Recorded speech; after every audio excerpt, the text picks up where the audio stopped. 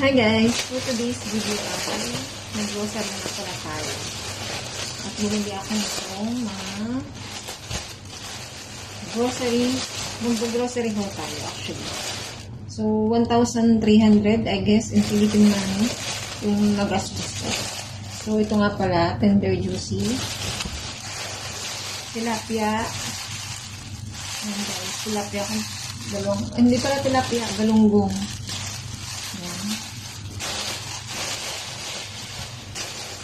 Itong kangkong leaves. Saging. Kamatis. At saka ano yan? Talong.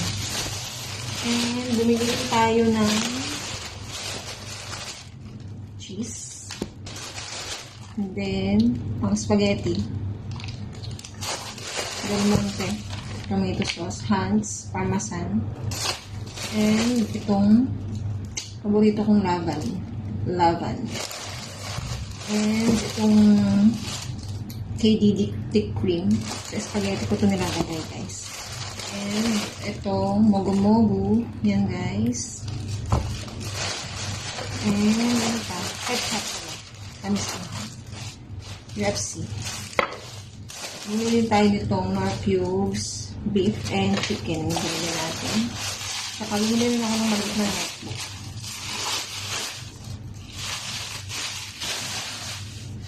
Ano pa? Noodles. Cup noodles.